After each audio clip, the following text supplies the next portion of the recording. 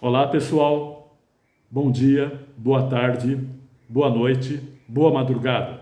E por falar nisso, você já ouviu dizer que o tempo não existe, é mera invenção humana? Quem disse isso foi o mestre do conto, da poesia, do ensaio, Jorge Luiz Borges. Aqui estão 4 volumes com a obra completa dele. Borges é uma das minhas referências literárias. Antes de prosseguir, me permitam me apresentar. Eu sou o escritor Carlos Araújo, autor do romance O Ódio Solto no Pasto. Começo por dizer que o tempo é uma das grandes obsessões da condição humana e da literatura. É um dos grandes temas que desafiam o homem.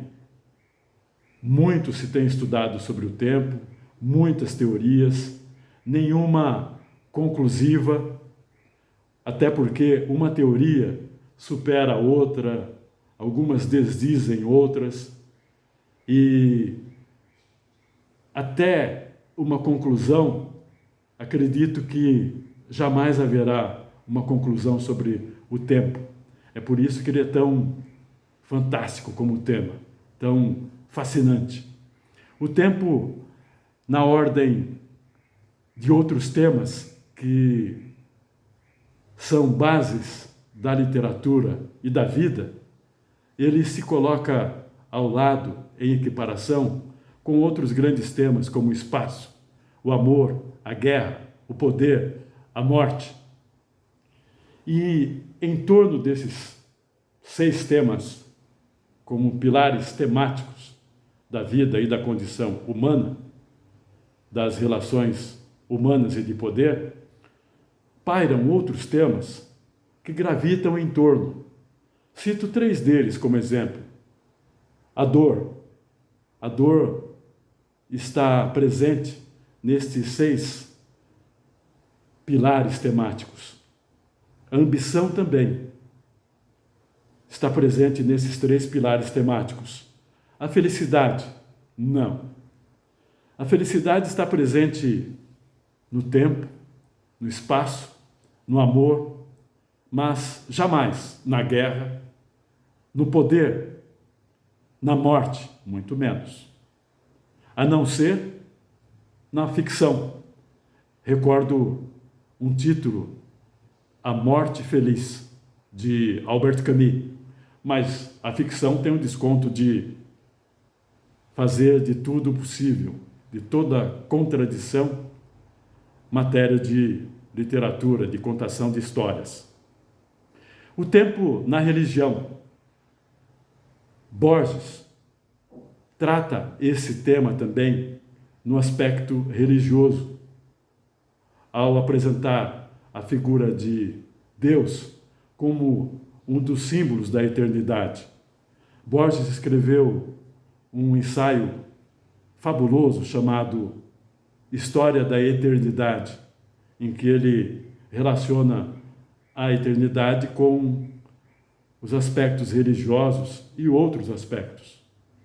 A eternidade, para Borges, era uma cópia do tempo. E, de fato, no Gênesis, quando você, no capítulo 1, inicia a leitura da Bíblia, você lê lá, no princípio criou Deus os céus e a terra.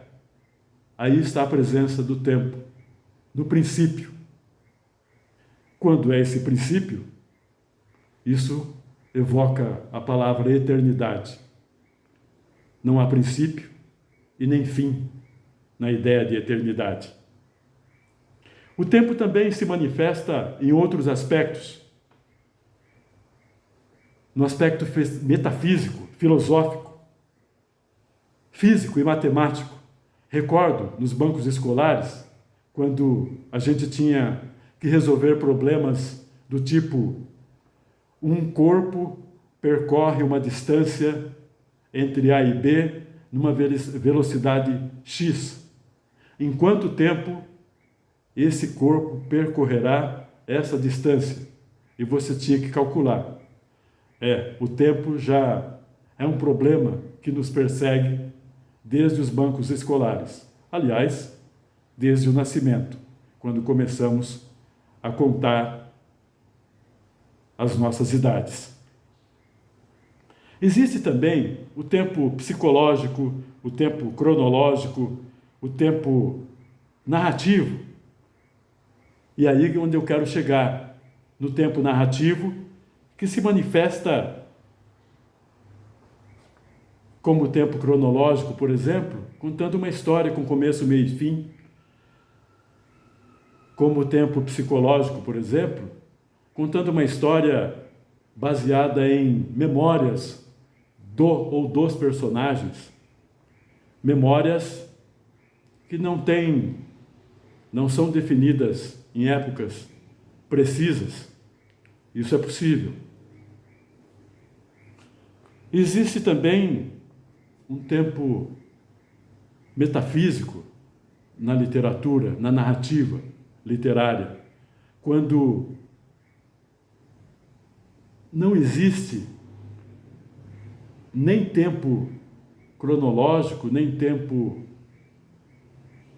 psicológico, e a linguagem e a história se desenvolvem como fábula, num tempo transcorrida, num tempo sem tempo, numa época sem idade, e que ao mesmo tempo pode encantar o leitor com o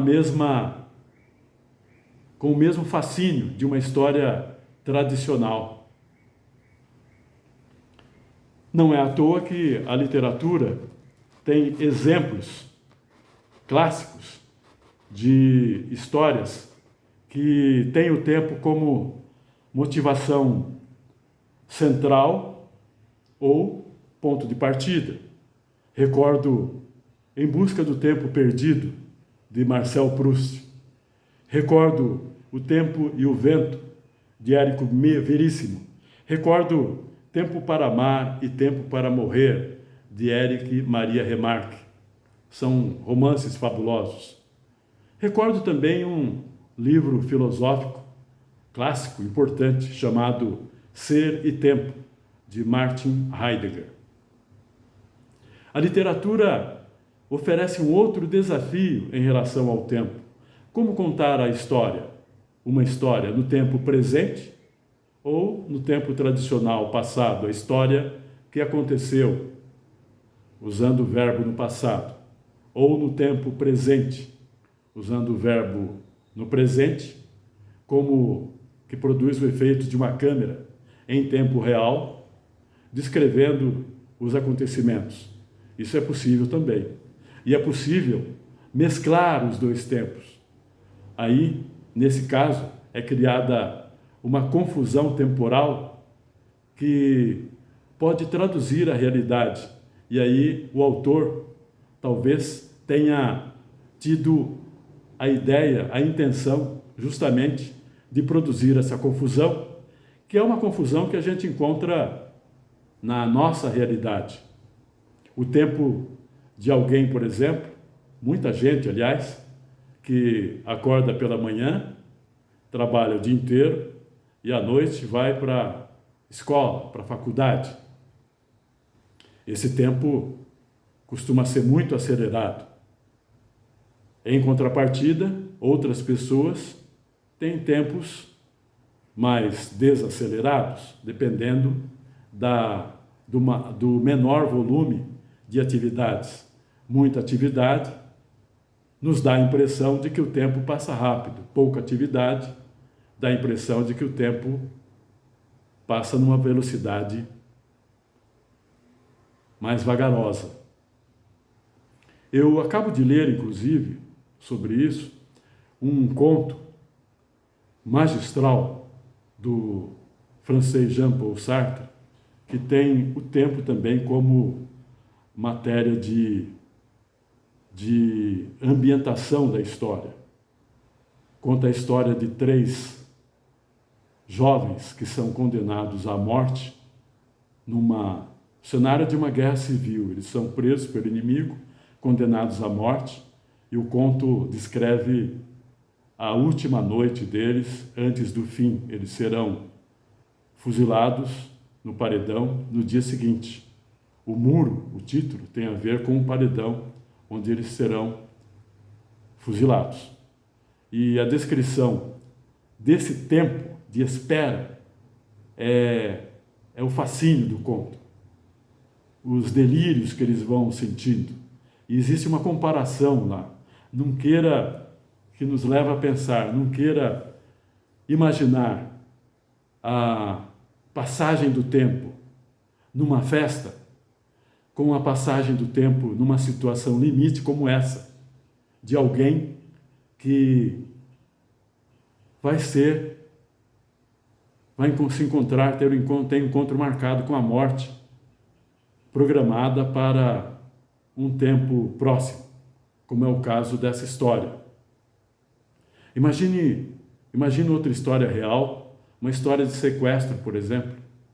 Como é o tempo para essa pessoa que espera a libertação sem ter certeza do que está sendo feito em busca da sua libertação? Ela está confinada em algum lugar que ela não sabe onde é, e o tempo passa. Dia e noite, e certamente ela perde a noção do tempo, sem saber o que vai acontecer.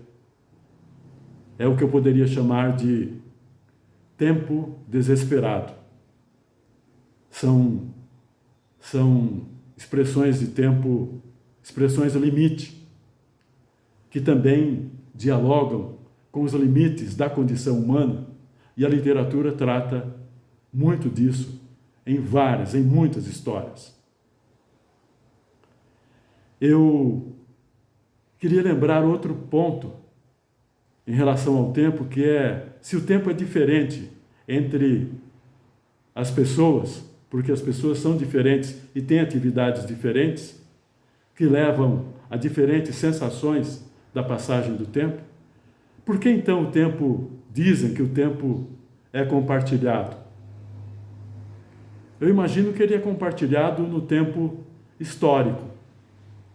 Existem momentos históricos vividos por grupos sociais, multidões, que tiveram, naquele momento histórico, uma referência de vida, de vivência e de consequência.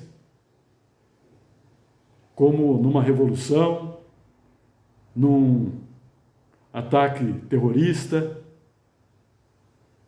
São momentos de grande impacto que mexem com muita gente.